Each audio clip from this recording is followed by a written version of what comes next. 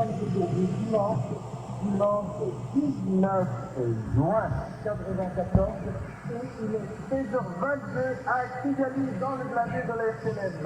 Avis à tous les Guinéens qui nous écoutent. Le Rwanda appartient à ceux qui le défendent vraiment.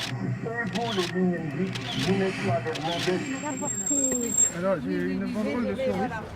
Ouais. Avec deux petits...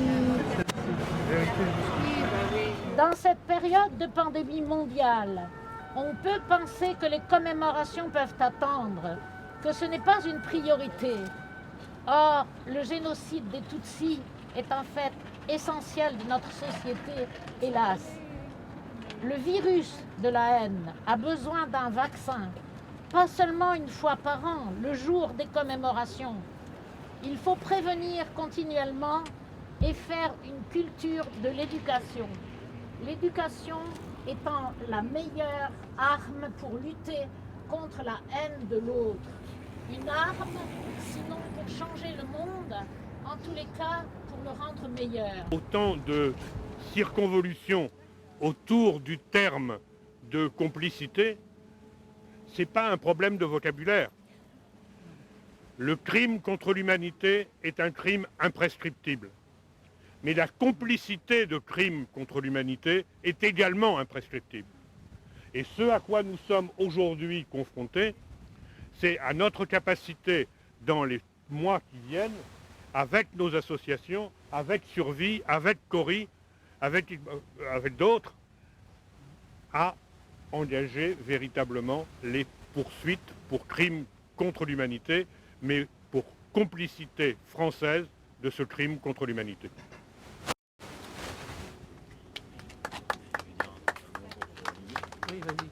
La publication du rapport Duclerc, ça met des choses en connaissance du grand public par rapport aux responsabilités accablantes de l'État français et en parallèle la polémique sur la complicité que vient d'évoquer André.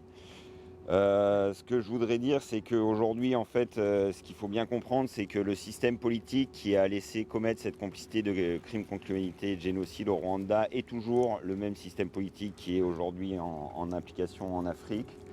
Puisqu'aujourd'hui, Emmanuel Macron reçoit Faure Gnassingbé, qui est un dictateur qui est au pouvoir depuis plus de 30 ans, qui emprisonne, torture et tue ses opposants, donc aujourd'hui même. Donc, bon.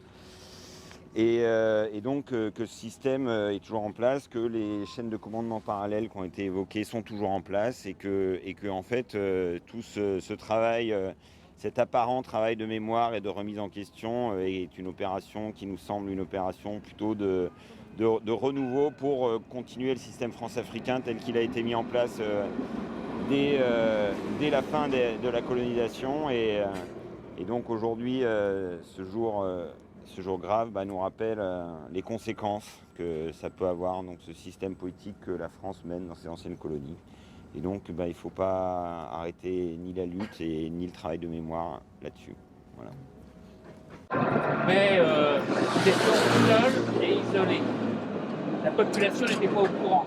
Et lorsqu'on en parlait autour de nous, les gens ouvraient des grands yeux en disant « Ah bon, non, on ne connaît pas ». Et si. On avait aussi affaire à la responsabilité immense de nos dirigeants, et notamment de nos dirigeants locaux, notamment Juppé, entre autres, mais il y en avait donc aussi beaucoup, à commencer par Mitterrand et puis Védrine, qui sont les instigateurs de cette complicité, parce que ils ont pas... Enfin, avec les différents rapports qui ont eu lieu, avec les témoignages, avec aussi quelques procès, disons les instances gouvernementales n'ont pas pu cacher complètement, comme avant, l'existence de ce génocide. Voilà. Je comprends qu'il y ait cette histoire franco-française mais 1 million de morts, c'est pas seulement un chiffre qu'on va mettre dans des dossiers, dans des procès. C'est 1 million de personnes. Ce sont des enfants qui ont grandi sans leurs parents, ce sont des mères qui ont grandi sans leurs enfants. Ce sont des familles complètement décimées et j'aimerais bien qu'on prenne aussi un moment pour penser à ces gens. C'est pour ça, avant tout, qu'on est là.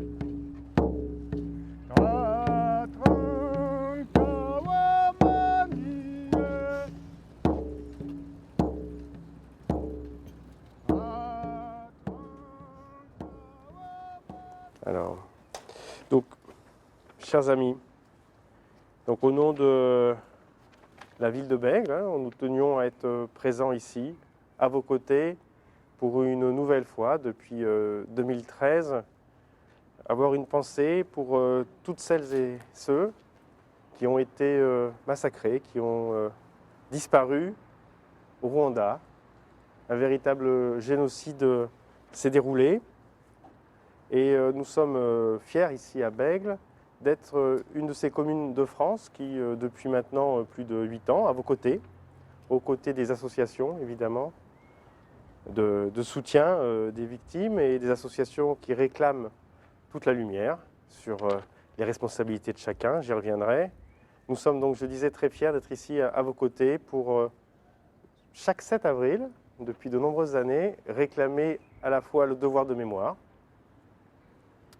Et donc, notre demande, la demande de la ville de Bègles et votre demande, c'est que l'État français reconnaisse ses responsabilités dans ce génocide et le reconnaisse évidemment publiquement pour que le devoir de réparation, le partage de cette mémoire lourde et une parole évidemment pour les survivants soit forte et soit entendue. Il faut que la France assume ses responsabilités et son histoire. Et donc nous le disons une nouvelle fois ici, tous ensemble, au pied de cette œuvre de Bruce Clark, à la mémoire des victimes, à la mémoire de celles et ceux qui ont disparu dans ce beau pays aux 1000 collines, à la mémoire de celles et ceux qui ont réussi à fuir l'horreur et qui ont décédé depuis, puis évidemment en soutien à toutes celles et ceux qui ont survécu et qui vivent une vie difficile, peuplée de souvenirs compliqués et qui, pour elles, pour ces personnes, une parole officielle forte permettrait d'envisager un avenir meilleur, une plus grande résilience. Donc voilà les mots que je souhaitais dire au nom du conseil municipal, donc accompagné de Nadia Benjeloun Makali, adjointe à la culture, et Benoît Dancona, qui est élu municipal, délégué entre autres à la mémoire. Voilà. Écoutez, merci beaucoup. Je vous propose un temps de recueillement, une minute en mémoire à toutes celles et ceux qui ont péri.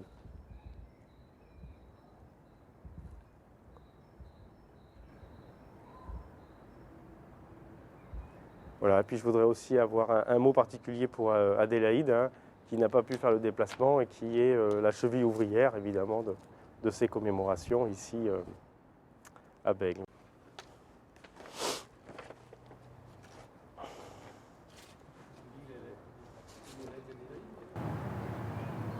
On ne peut pas se souvenir de ce qu'on ne connaît pas. C'est pour cela que l'objectif premier de notre association CORI est de faire connaître les réalités du génocide des Tutsis. Cette association s'attelle depuis longtemps déjà au projet d'éducation de jeunes à travers les rencontres que j'ai entreprises avec des lycéens. Naturellement, notre ville de Bègles n'a pas attendu que le rapport d'historien nous dise ce que nous savions déjà depuis des années, les responsabilités lourdes, accablantes et troublantes. Elles transparaissent à travers des mensonges comme « nous avons vendu les armes, mais ce n'était pas pour commettre un génocide ». Dans le déni, comme dans ces pays-là, un génocide n'est pas trop important. Et dans le négationnisme, en inventant un autre génocide supposé annuler le premier. Le 30 novembre 2013, notre ville érigea le monument de l'homme debout pour reconnaître ce génocide, rendre leur dignité aux survivants et ne pas oublier. C'est avec notre ville que l'association souhaite aller plus loin dans ce travail de mémoire, en entreprenant dès que possible la création d'un lieu ressource un monument pour les vivants, un lieu d'histoire et de connaissance sur le génocide des Tutsis, dans l'objectif de prévenir tout autre crime contre l'humanité. Il appartient en effet à toutes les sociétés de mettre en place ces lieux pour nourrir l'esprit de tolérance, entretenir le savoir et le vivre ensemble. Enfin, avec le rapport de la commission nucléaire rendu au président de la République ce 26 mars 2021, nous devons nous interroger sur notre démocratie. Comment le président de la République s'est-il arrogé tous les pouvoirs et a court-circuité les institutions démocratiques? Comment il n'a pas écouté les citoyens? Comment il n'a pas protégé les minorités? Et comment, au Rwanda, il y a une non-assistance à un peuple en danger d'extermination? Ainsi, commémorer le génocide des Tutsis est un acte important dans la mesure où il s'agit de regarder en face l'histoire de notre humanité. Il n'est donc pas besoin d'être victime, ni de se sentir coupable, ni responsable pour penser à cette partie de l'humanité qui nous a été arrachée au su et au vu du monde. Nous sommes tous concernés. Merci à vous toutes et tous. Merci, Monsieur le maire. Prenez soin de vous et à bientôt, j'espère. Adélaïde Mukantabana. Midi, quelques jours après le début du génocide. J'avais mon fils sur le dos. J'ai eu mon bébé sur mon dos pendant 2 jours et 2 nuits. Il me semble que pendant tout ce temps, je l'ai allaité seulement 1 ou 2 fois. Il ne pleurait plus. Je courais avec lui sur mon dos. Je courais telle une possédée. Mon bébé, on aurait dit qu'il était accroché et qu'au lieu de me peser, il me donnait de l'énergie. Je voulais absolument le sauver. Ils ont coupé tout le monde à Nyangé. Je me suis mise à courir. J'ai couru vers mon Gombois. Je n'ai pas pu franchir la Kabogobogo. Je suis revenue à Nyangé. Ils avaient fini de tuer. Dans chaque buisson, dans chaque trou, des corps partout. Mon père m'a expliqué que les voisins allaient venir nous chercher, mais qu'il ne fallait surtout pas qu'ils nous trouvent. C'est moi qui ai indiqué une cachette infaillible dans laquelle je me suis glissée sous le regard pressant de mes parents. J'y suis restée une éternité. Personne ne m'a trouvée. Alors je suppose qu'on peut dire que j'ai gagné. Mon frère avait un rhume. C'était la grande saison des pluies. Les voisins l'ont vite trouvé là où il était tapi avec ma mère. Mon père n'a pas pu rester silencieux. Il a été arrêté de jouer dès qu'il a entendu les voisins crier le nom de sa femme. Moi, j'ai suivi ses consignes. Et pendant les semaines qui ont suivi, je me suis réellement transformée en papillon de nuit, sortant me nourrir quand les autres enfants dormaient et évitant les lumières menaçantes des hommes.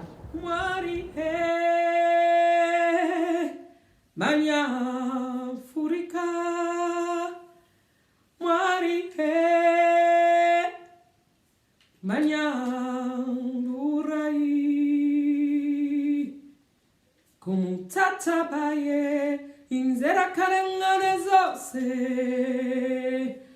mahinze mu